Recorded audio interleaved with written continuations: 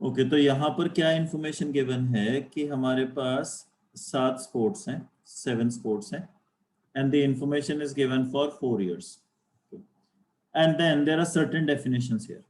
So each of these questions are based on these definitions. Question number 1, for example, कहता है how many sports can be termed as decaying sports? अब decaying की क्या definition है? कि decrease by 10% or more, that means 10% या उससे ज्यादा का डिक्रीज होना चाहिए 2 consecutive years के लिए, 2 लगातार बार, 2 लगातार टाइम्स 10% या उससे ज्यादा डिक्रीज होना चाहिए। ओके, विजुअलाइजेशन वाला क्वेश्चन है ये, विजुअल सॉल्व करने वाला तरीका है, कैलकुलेशन वगैरह कुछ भी नहीं करनी पड़ेगी। हॉकी देखो एक बारी, हॉकी में 37 से 36 का जो फॉल है वो 10% नहीं है, 36 से 32 फॉल है 10% से ज्यादा का, तो 2 लगातार फॉल हैं, but one of those is not 10%।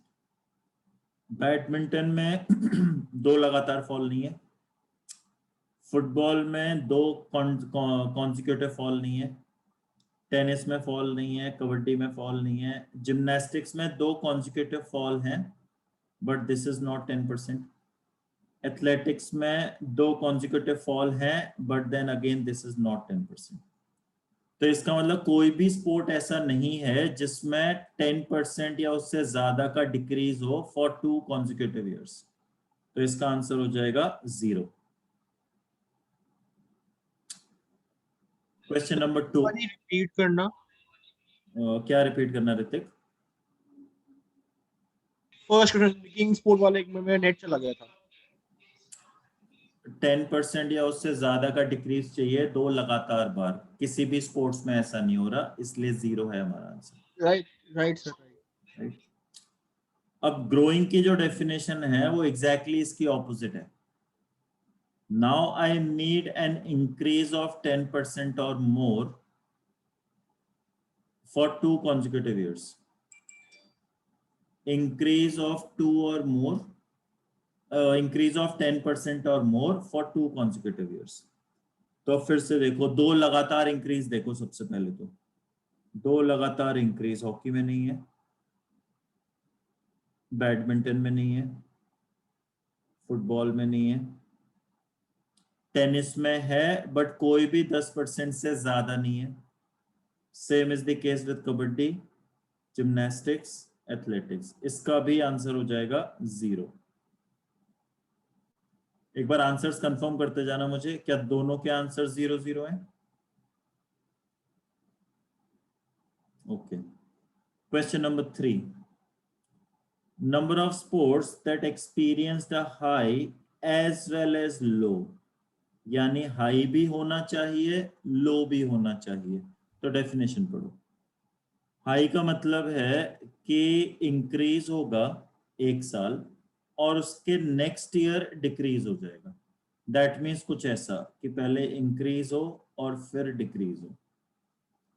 और लो की क्या डेफिनेशन है कि 1 साल डिक्रीज हो तो उसके नेक्स्ट ईयर में इंक्रीज हो जाए, इस टाइप का कुछ। तो high as well as low का मतलब है कि इंक्रीज के बाद डिक्रीज भी मिल जाए, तो डिक्रीज के बाद इंक्रीज भी मिल जाए। ओके, तो अब ऐसा देखो कहां कहां हो रहा है। देखो ऐसा बैडमिंटन में हो रहा है, यहां से यहां इंक्रीज हो रहा है तो फिर यहां से यहां डिक्रीज हो रहा है। ओके, यहां से यहां डिक्रीज हो रहा है तो यहां से यहां इंक्रीज भी हो रहा है, तो एक बैडमिंटन हो जाएगा यहाँ पे। अच्छा, कोई और ढूंढ के बता सकता है ऐसा दूसरा कहां पर हो रहा है? क्या दूसरा मुझे फुटबॉल में होते हुए दिख रहे हैं? तो आंसर इसका 2 हो जाएगा, क्योंकि और तो कहीं मुझे ऐसा होते हुए नहीं दिख रहा।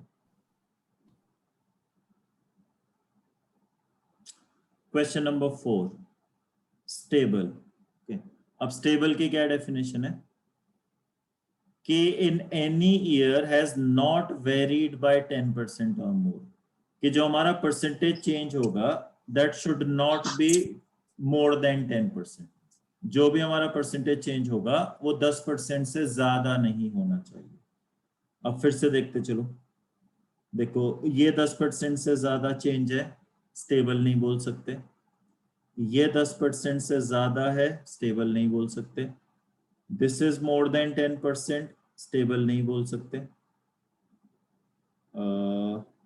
ये भी 10% से ज्यादा है, ये भी 10% से ज्यादा है, ये भी 10% से ज्यादा है। This is also more than 10%. So in every sport, at least one change is there which is more than 10%. कम से कम एक चेंज ऐसा है जो 10% से ज्यादा है। तो इसका मतलब स्टेबल कोई भी नहीं है, आंसर हो जाएगा 0। अब मुझे बताओ इन 4 क्वेश्चंस में कोई डाउट है किसी को? आवाज आ रही है? हाँ जी, खुशबू बताएं।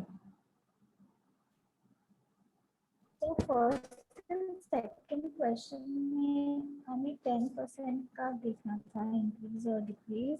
सो but here some values are जैसे 37.6 to 36.8 क्लियरली 10%। आपके आवाज क्लियर नहीं आ रही है खुशबू। बिना कैलकुलेट किए 10%।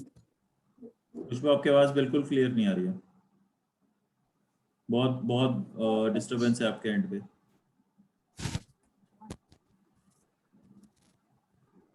तो कुछ वैल्यूज में विदाउट कैलकुलेशन 10% का डिफरेंस फाइंड करने में प्रॉब्लम आ रही है। 10% निकालना आता है आपको? बहुत क्लोज लग रहे थे 9%। नहीं, बहुत डिस्टरबेंस है खुशबू आपके एंड पे। एक बार आप नहीं, ऑडिबल तो है बट डिस्टरबेंस बहुत है आपके एंड पे, क्लियर नहीं समझ आ रहा आप क्या बोल रहे हो।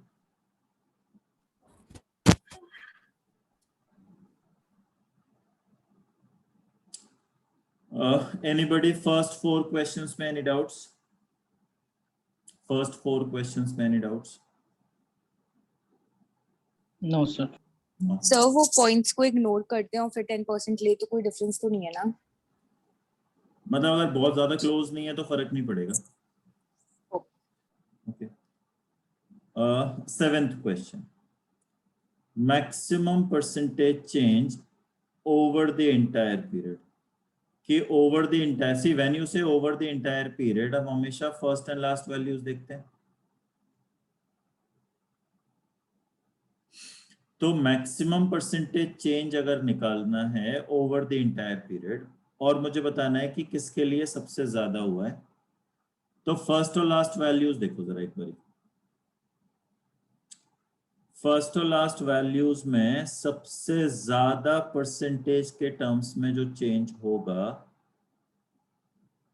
33%, ये नहीं होगा, ये नहीं होगा।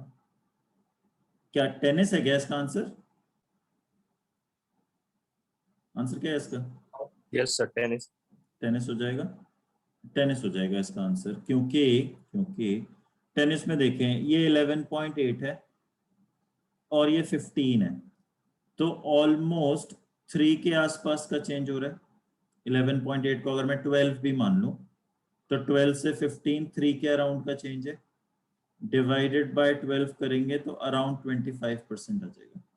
सो टेनिस में the overall increase is 25%। Nowhere else you can see a change of 25%, और कहीं भी आपको 25% का चेंज देखने को नहीं मिलेगा। Okay, clear, right. अब रही बात क्वेश्चन नंबर 5 और 6 की। कुछ ओपिनियन किसी का क्वेश्चन नंबर 5 और 6 के बारे में?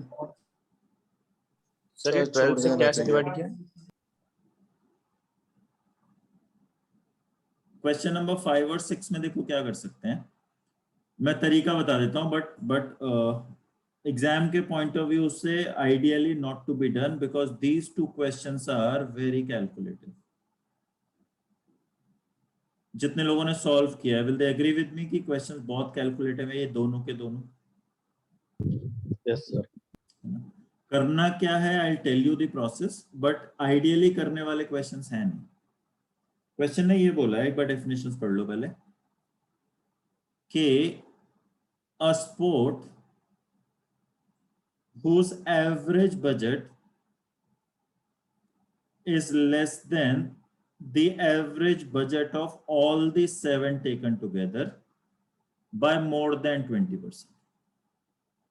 Okay, that means हम ये कहना चाहते हैं कि किसी भी स्पोर्ट का बजट, एवरेज बजट, अगर हमारे ओवरऑल एवरेज से 20% या उससे भी ज्यादा छोटा है तो उसको हम एंडेंजर्ड कहेंगे, और अगर वो 20% या उससे ज्यादा बड़ा है तो उसको हम सेफ कहेंगे.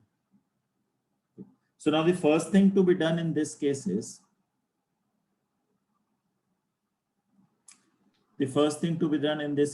कि आप पहले सबका एवरेज निकालो. एवरेज निकालोगे टोटल डिवाइडेड बाय 4 करके, पहले तो ये से हम अप्लाई करें. एवरेज तो निकालेंगे टोटल डिवाइडेड बाय 4 करके, राइट. तो मान लो इसका एवरेज आता है, एक सेकंड जस्ट अ सेकंड. हाँ, मान लो इसका एवरेज आता है A, इसका एवरेज आता है B, इसका C, इसका D, इसका E, इसका F और इसका G. मान लो ये एवरेजेस आते हैं हमारे. तो फिर मुझे निकालना है एक overall average, overall average of all 7 sports taken together. तो ओवरऑल एवरेज को मान लो मैंने कैपिटल A मान लिया. So which is A plus B plus C plus D and so on divided by 7 करके. तो इससे मुझे ओवरऑल एवरेज मिल गया. नाउ फॉर क्वेश्चन नंबर 5, अगर A या B या C या D, E, F या G कोई भी 0.8 ऑफ A से छोटा है तो उसको हम एंडेंजर्ड कहेंगे, और इन केस अगर कोई भी वैल्यू 1.2 ऑफ A से बड़ी है तो उसको हम सेफ कहेंगे. बट ये कैलकुलेशन करनी पड़ेगी. Without doing this calculation you will not be able to answer question number 5 और क्वेश्चन नंबर 6. तो ये कैलकुलेशंस हमें करनी ही पड़ेंगी इन दिस